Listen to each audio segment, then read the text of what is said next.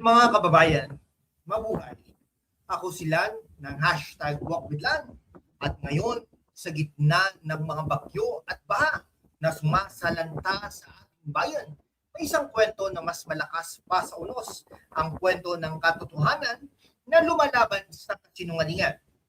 Tulad ng sabi ni Lakay Leo Macalma sa kanyang mga klasikong komentaryo sa DZRH sa mundo ng politika, ang kurap ay parang linta, mahirap tanggalin, pero kapag nahuli, sumisigaw sila ng innocent. Ngayon tayo ay maglalakbay sa ilang mga minuto na deep dive sa pinakabagong expose ni Congressman Leandro Libiste ng Batangas 1st District.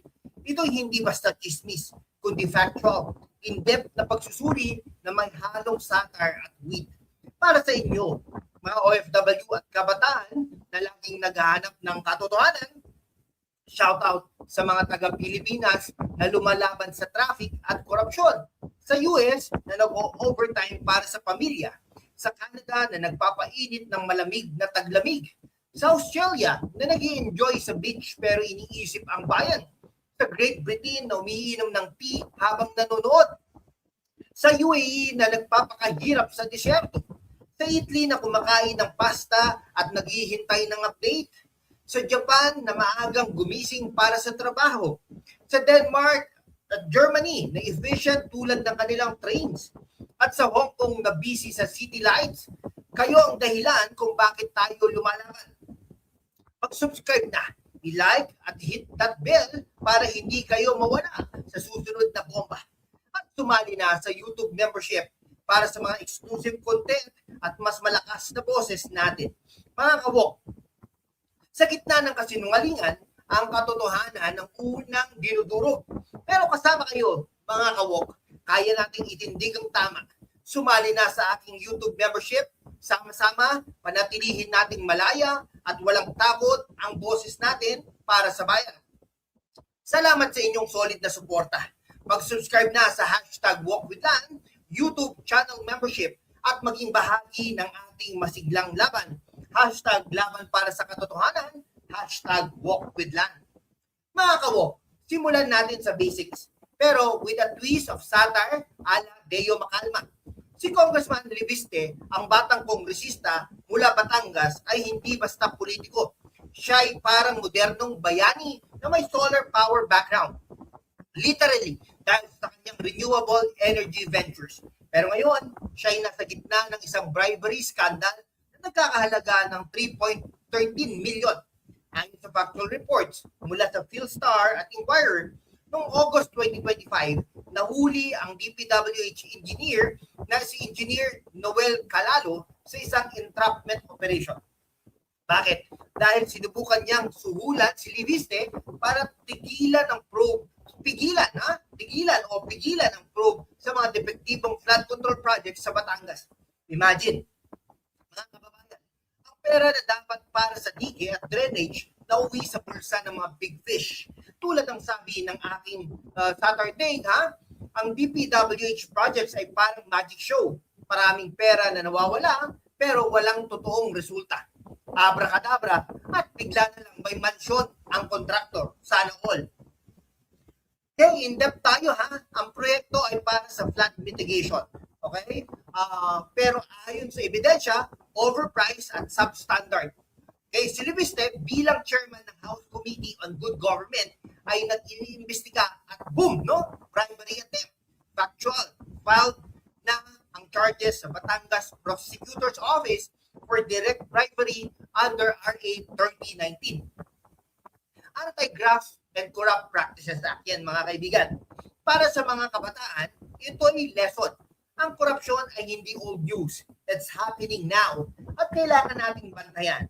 Para sa mga OFWs, isipin ninyo, ang pera nyong pinapadala, nauwi ba sa buwis na ginagamit para sa ganitong scam?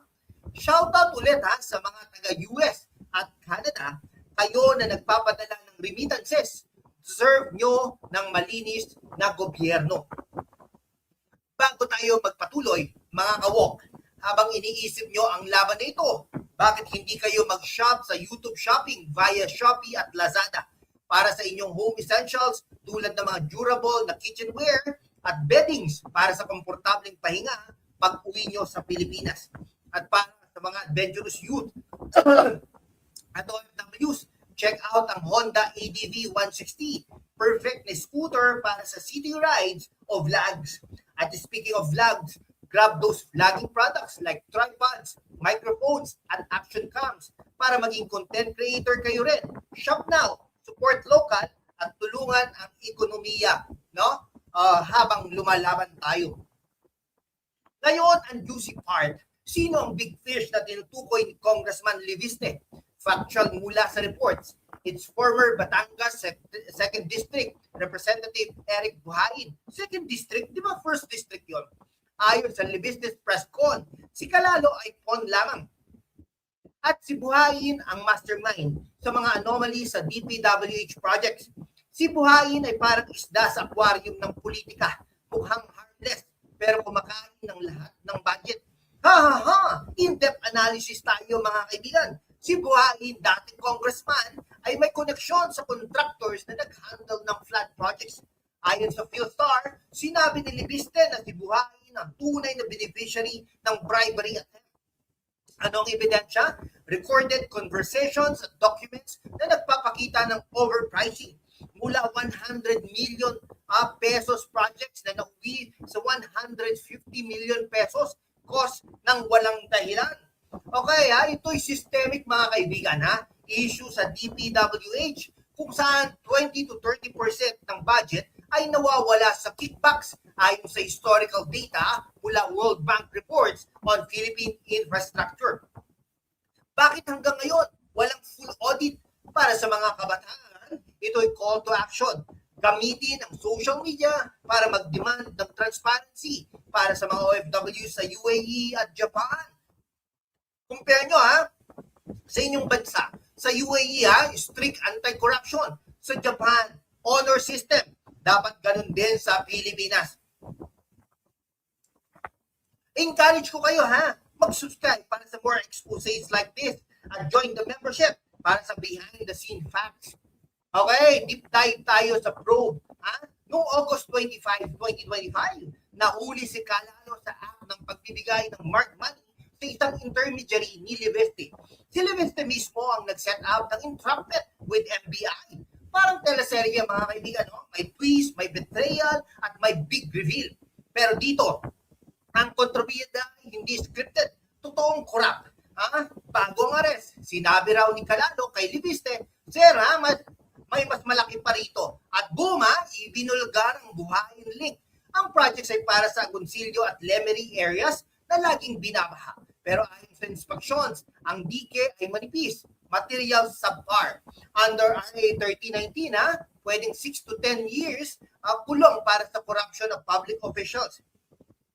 Ito hindi isolated. Recall the 2020 DPWH scandal sa Under Villar. Ang DPWH parang loto. Maraming tumataya pero iilan lang ang nananalo at sila pa ang insiders. Para sa mga kabataan, gamitin ang tech para mag-research. Para sa OFW sa Great Britain at Denmark, Germany, share this sa inyong communities para mag-pressure sa gobyerno. Shoutout sa Hong Kong at Italy. Kayo na multicultural, tulungan nyo kaming maging global ang laban na ito. Sa YouTube shopping via Shopee at Lazada, kunin nyo ang home essentials like air purifiers para sa malinis na hangin sa bahay o ang ADV 160 para sa smooth rides at vlogging products tulad na ring lights at gimbals para mag-start kayo ng sariling channel. Shop na mga kawok. Anong implications nito Critical tayo kung hindi mahuhuli ang big fish like Buhain, patuloy ang cycle ng korupsyon. Si Leviste ay nag-urge kay Calalo na maging state witness para ibulgar ang lahat. Buhain's background dating swimmer yan, turned politician, pero may allegations ng influence peddling sa PAGCOR at DPWH di umano. Mula swimming pool hanggang money pool. Ang career shift na yan Imagine mga kababayan, kung ang flood projects ay maayos, walang baha sa Batangas. Mas safe ang pamilya nyo. Para sa mga OFW sa Australia at Pilipinas, ito'y personal. Ang remittances ninyo ay para sa development, hindi sa bulsa. Okay? Sa lens ng socio-economics, corruption cost 700 billion pesos. yearly sa Pilipinas.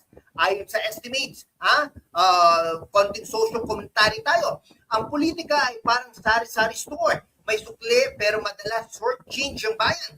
Call to action para sa mga kabataan. Mag-volunteer sa anti-corruption orgs like Transparency International. Para sa mga OFWs, mag-petition online at lahat mag-subscribe sa #WalkWithLan para sa updates. Ngayon, sagutin natin ang inyong possible questions. Bakit si Libiste ang hero? Dahil siya'y walang takot na nag-expose unlike others na tahimik. Siya'y mula sa mayamang pamilya pero lumalaban para sa mahirap. Hindi siya corrupt. Siya'y solar powered. Powered clean energy. Interact tayo. Comment down below kung anong inyong thoughts. Shoutout sa lahat ng countries ulit. Kayo ang global force. Para sa membership members, exclusive Q&A next. Mga kawok, salamat sa ilang mga minuto na ito. Tulad ni Deo Macalma, tayo'y nagsatar para nananatiling factual. Suportahan natin si Congressman Libiste sa kanyang laban. Mag-subscribe na, join membership at i-share. Mga kababayan, sa gitna ng kasinungalingan, ang katotohanan ang unang dinuduro. Pero kasama kayo, mga kawok, kaya nating itindig ang tama. Sumali na sa aking YouTube membership. Sama-sama, pananatilihin nating malaya at walang takot ang boses natin para sa bayan. Salamat sa inyong solid na suporta. Mag-subscribe na sa #WalkWithLan, YouTube channel membership, at maging bahagi ng ating masiglang laban. Laban para sa katotohanan. #WalkWithLan. See you next time po at mabuhay po ang Pilipinas.